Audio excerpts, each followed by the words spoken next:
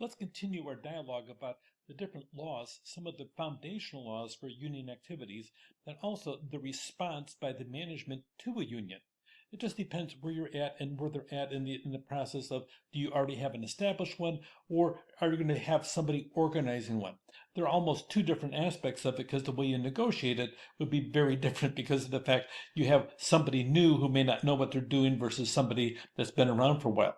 The NLRA, the National Labor Relations Act, allows to have concerted activity. There's a couple things what that means. It says they can have dialogue, they can have aid and protection. It can also include union organizing, discussion of unions among employees. The employer can't stop that, provided that it's not interfering with the actual work in the workplace. If they have a break time or a lunch time, they can talk about all that. The employer cannot stop that kind of aspect of it. It doesn't have to involve a union even. It could be just people talking about whatever that may be. You can have unions composed of non-supervisory or non-manager employees, including part-time workers even.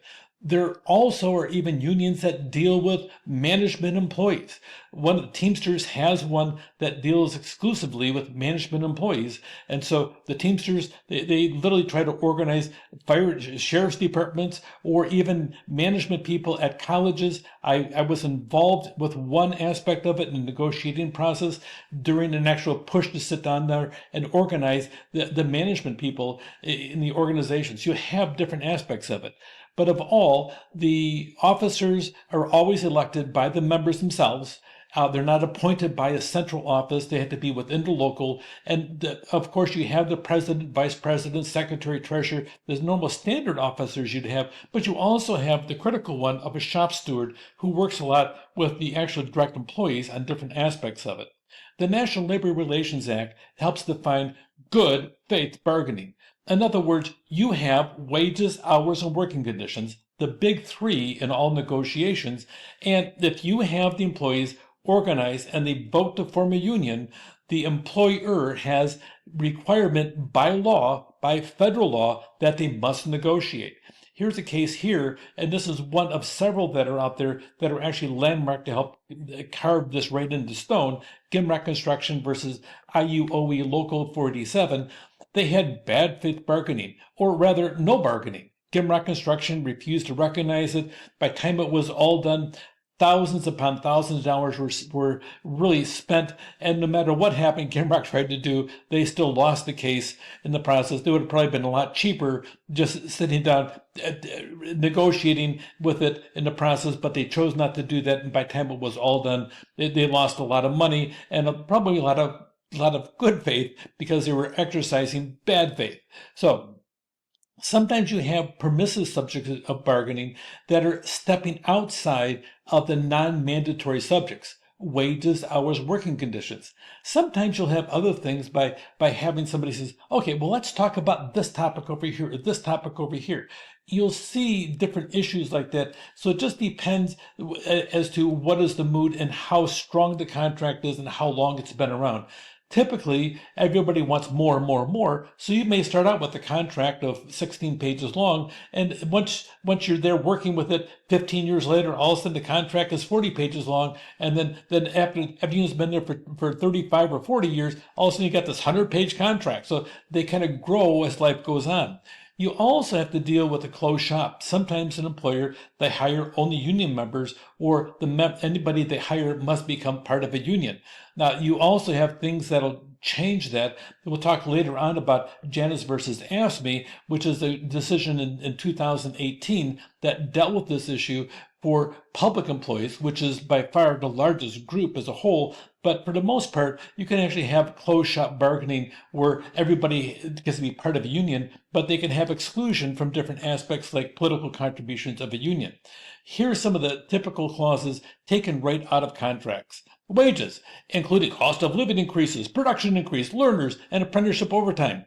Benefits, including vacation, sick pay, holidays, insurance. These are actually overall definitions or clauses they have as to what they're going to have in these different sections. Seniority, how it's calculated, for example. One time, we literally would hire faculty members, and the faculty members would come into the human resource office if we hired them all on the same day, because by law, we have to take the hiring to the board of trustees for the college. And so we would take them to the board of trustees. They would hire 7 faculty on the same day. They would all come into the office, and we would flip coins as to who would get the number 1 seniority person, number 2, number 3 on the 7, because we had to put them all for seniority.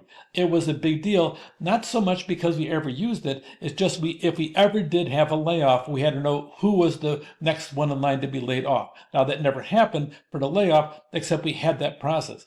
It's a big deal to unions. Union security.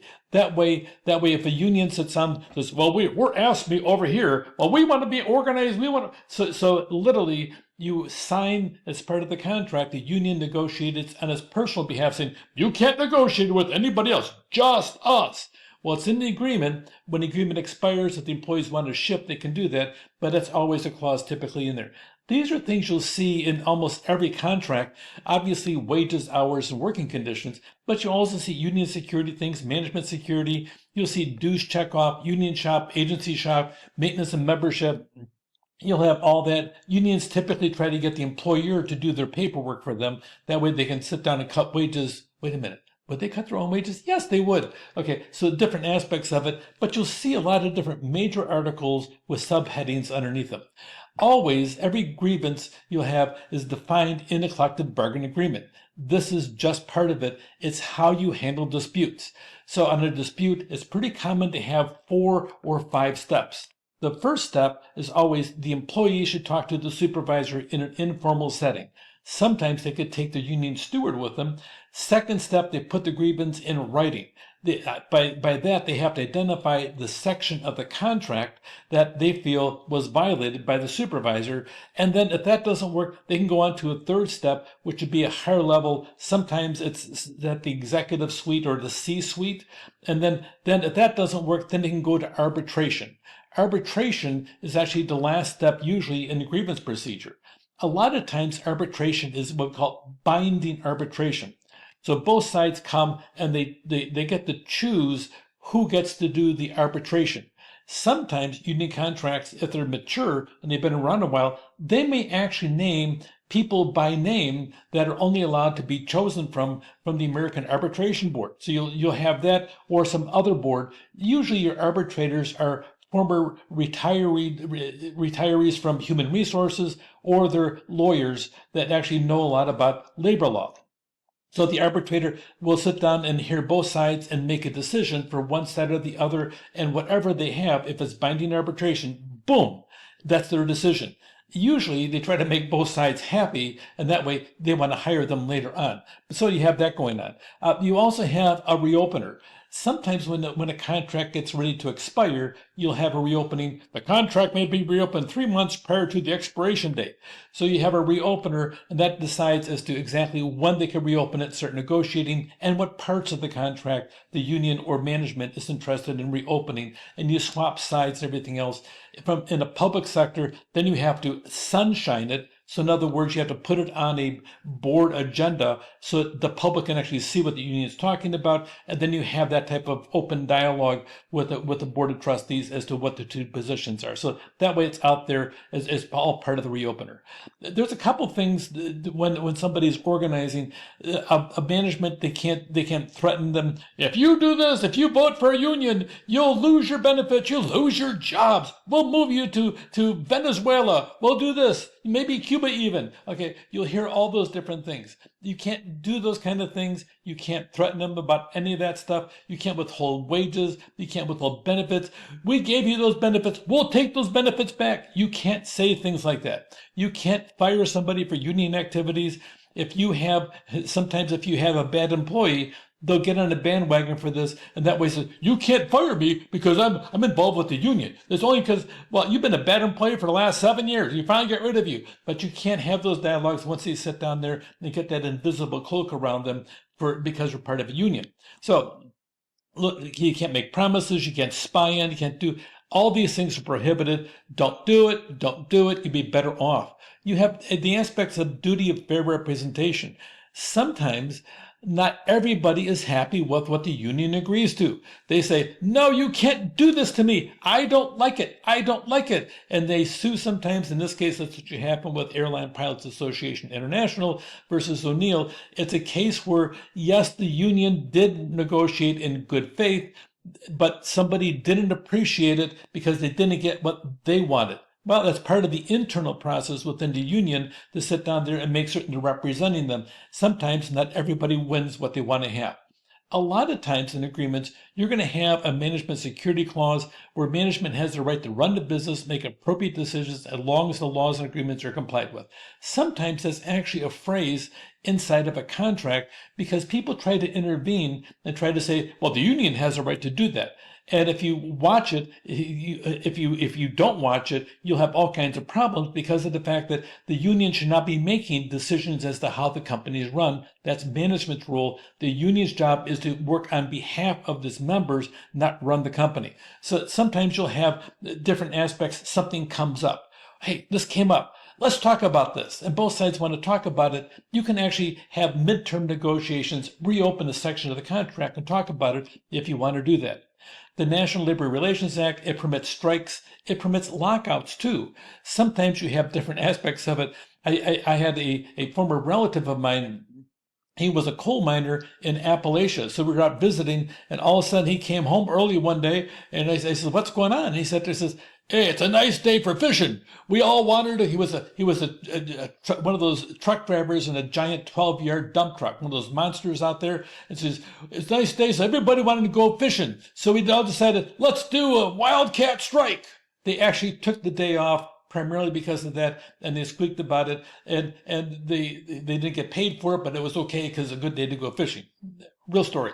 So sometimes you have a no strike, no lockout clause. That really is in public sector a lot, but you'll see different things that are out there. So there's a whole series of different things that we have. ULPs, unfair labor practices. You can't do any of the ones over here. Here's some terms you need to know about right to work laws, what a union shop is. Sometimes a union shop clause is out there, an agency shop. Sometimes you have a free rider. They're union members and employees that don't pay dues, but the union still has an obligation to represent. In the case of right to work states and also public sector, which we'll talk about in just a second. Know what the National Labor Relations Act is, Taft-Hartley, what a grievance, just cause, arbitration, and a reopener, and some of the general concepts that are part of collective bargaining. It may be important to you, even if your first job isn't over here, you may end up someday being part of it, and that's when you want to have all these things on the tip of your tongue because that's part of the language of employment law. Take care.